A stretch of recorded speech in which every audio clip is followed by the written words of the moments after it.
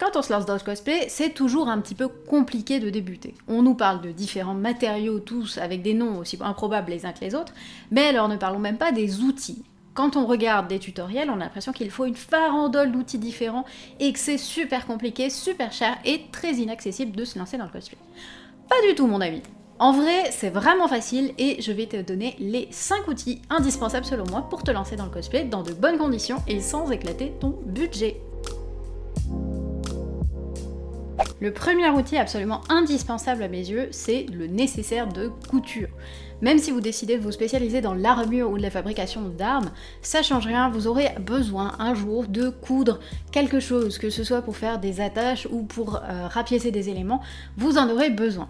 Alors qu'est-ce que c'est les basiques de couture que vous devez absolument avoir dans vos outils pour faire du cosplay? Du fil, une aiguille, et des épingles. Et il n'y a rien besoin de plus. C'est les outils de base quand vous voulez vous lancer dans le cosplay. Ça se trouve absolument partout et c'est toujours utile.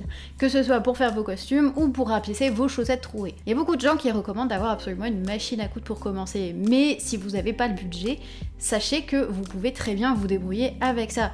Pour la petite anecdote, moi dans ma première année de cosplay, j'avais une machine à coudre mais j'avais tellement peur de m'en servir que j'ai mis un an à oser me mettre dessus et oser apprendre à l'utiliser. Donc pendant un an, j'ai fait tous mes costumes à la main, à la couture à la main. Donc ça inclut par exemple mon cosplay de Harry Popstar qui a été entièrement cousu à la main, même les queues. J'ai cousu entièrement ma Katarina Mystigra Soraka, ma Riku de Final Fantasy, bref, beaucoup de costumes qui ont été faits pendant un an à la main jusqu'à ce que je me bouge les fesses et que je me mette à la machine à coudre. Si vous en avez les moyens et que vous voulez step up, effectivement, il y a la machine à coudre qui est, à mon avis, l'un des outils qui est le plus utilisé chez les cosplayers. Pourquoi? Parce que ça permet de gagner énormément de temps. La machine à coudre, ça permet de coudre vite, de coudre bien et de coudre proprement. Si vous avez possibilité, je vous recommande vraiment de choper une machine à coudre ou d'en acheter une. Moi, celle que j'utilise, c'est la Brover FS40, qui est une machine électronique et qui est vraiment bien quand on veut pas se prendre la tête, qu'on n'a pas envie d'un truc très compliqué et qui fonctionne très bien. Le deuxième outil absolument indispensable pour faire du cosplay, et surtout si vous voulez faire de l'armure, c'est le décapeur thermique. Alors c'est une sorte de sèche-cheveux puissance 10 000, parce que ce truc-là peut facilement aller jusqu'à 600 degrés. Je vous conseille vraiment pas de vous sécher les cheveux avec. Le principe, c'est de souffler de l'air très très chaud sur des pièces. C'est notamment extrêmement utile quand vous avez besoin de faire du thermoformage, donc de former les pièces avec de la chaleur. Par exemple, dans la vidéo précédente, je vous ai présenté des matériaux avec lesquels on fait des armures, notamment la mousse et le Worbla. Et bien si vous voulez donner de la forme à ces matériaux, vous n'aurez pas d'autre choix que d'utiliser de la chaleur pour pouvoir les modeler comme vous le souhaitez. J'ai une question qui me revient souvent, c'est est-ce que je peux utiliser un sèche-cheveux plutôt que ça? Pourquoi utiliser ce décapeur thermique? Tu me dis que c'est comme un sèche-cheveux, alors pourquoi je peux pas utiliser mon sèche-cheveux? Eh bien mon coco, ton sèche-cheveux, il va souffler de l'air, mais beaucoup moins chaud. Heureusement qu'il ne te souffle pas à 600 degrés dessus. Pour le cosplay, on a besoin d'avoir une chaleur très forte et généralement assez uniforme. Le problème de sèche-cheveux, c'est que ça va chauffer d'un côté, mais le temps que tu ailles chauffer l'autre côté de ta pièce, l'autre sera déjà froid. Et tu vas galérer et te prendre la tête pour travailler avec, alors que un décapeur thermique, tu peux en trouver très facilement pour moins de 20 €. Et clairement, à ce prix-là, ce serait dommage de se priver d'un outil qui va vraiment te simplifier la vie. Le troisième outil indispensable à mon sens dans le cosplay, c'est la ponceuse à main. On l'appelle très communément la Dremel dans le milieu, mais Dremel c'est une marque. Comme on dit frigo, et normalement c'est un réfrigérateur. C'est un outil qui est vraiment ultra cool, et notamment si vous faites de l'armure. Pourquoi? Eh bien ça vous permet de poncer. Yes, incroyable, une ponceuse permet de poncer.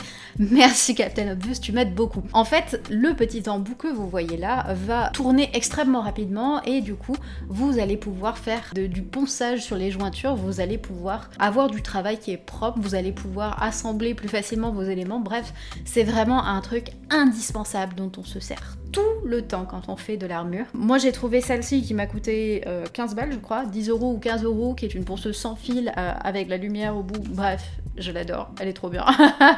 Et ça se trouve super facilement, il n'y a pas besoin d'investir super cher avec la marque Dremel, et c'est vraiment l'un des outils que j'utilise le plus, c'est une petite merveille. Le quatrième outil indispensable à mon sens, c'est le pistolet à colle. C'est pas tellement un truc qu'on utilise tout le temps dans le cosplay. D'ailleurs, on l'utilise même pas très souvent. En fait, quand on colle des armures, on ne colle quasiment jamais avec un pistolet à colle. Ça fait des traces, ça fait des gros pâtés, c'est pas super propre. Néanmoins, c'est un petit peu le sauveur, notamment quand vous êtes en rush cosplay ultime. Ça vous permet d'assembler rapidement des choses sans avoir le temps d'attente extrêmement long qu'on peut avoir avec d'autres colles. Et ça peut vraiment dépanner dans beaucoup de situations. Personnellement, je m'en sers beaucoup quand je fais des moules pour des pièces en silicone. Je vais utiliser le pistolet à colle puisque ça permet de faire des boîtes étanches. Si vous ne savez pas de quoi je parle, vous pouvez regarder ma vidéo de luxe. Je montre un exemple dedans de comment je fais tout ça. Bref, c'est un petit truc toujours pratique à avoir, dont on ne se sert pas forcément souvent, mais c'est toujours bien de l'avoir sous la main et croyez-moi, il est toujours très utile. Enfin, le cinquième outil indispensable, en fait ce n'est pas qu'un seul outil, mais c'est plusieurs, et c'est tous les outils de protection. Et pour ça, il y a des indispensables à avoir. Première chose, le masque. Clairement, le masque, c'est l'indispensable. Alors ça coûte pas tellement cher d'avoir un gros masque comme ça à cartouche. Je crois que celui-là m'a coûté une vingtaine d'euros, et clairement, c'est absolument nécessaire d'en avoir un. Dès que vous faites du ponçage, vous avez vraiment besoin de l'avoir. En plus du masque, je vous recommande les lunettes. Alors certes, on n'a l'air pas extrêmement malin avec ce genre de truc, j'ai un style absolu, mais les lunettes, ça permet vraiment de se protéger et de se protéger des éclats. Franchement, je vais faire ma prochaine vidéo comme ça pose aucun problème. Enfin, dernière chose qu'il est toujours bon d'avoir, c'est des gants. Pour la résine, je vous conseille d'avoir des gants en nitrile. Il n'y a que ça qui vous protégera bien. C'est toujours très important d'être bien protégé. C'est quelque chose qu'on peut négliger quand on commence. Et moi-même, je le connais bien parce que je l'ai négligé quand j'ai commencé. Alors, c'est vraiment hyper important de faire du cosplay dans des bonnes conditions et avec des bonnes protections. Voilà pour les 5 outils que je considère absolument indispensables pour le cosplay. Après, il en existe des tonnes et des tonnes d'autres. Vous avez par exemple l'aérographe qui vous permet de peindre vachement plus facilement, mais qui demande un entretien absolument faramineux. Vous avez également la surjeteuse qui vous permet de coudre beaucoup plus proprement et d'avoir des finitions extrêmement propres.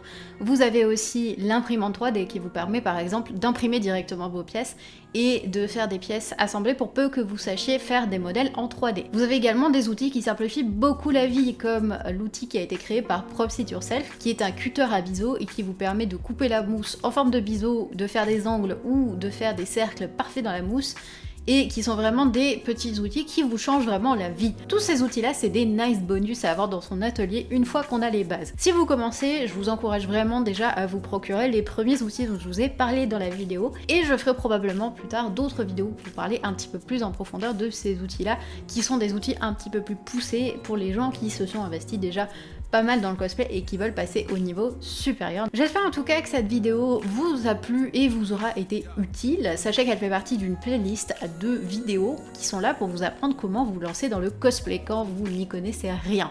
Si jamais ça vous intéresse, vous avez la fiche en haut à droite, vous pouvez cliquer pour accéder à la playlist et voir chapitre par chapitre comment apprendre le cosplay. Moi je vous fais d'énormes bisous, je vous propose de vous abonner si jamais vous ne l'êtes pas encore. Pourquoi? Parce que comme ça vous serez au courant des sorties des prochaines vidéos pour apprendre le cosplay ou même des vidéos globalement sur le cosplay. Je vous invite également à me suivre sur Insta et sur Twitter et je vous fais d'énormes bisous.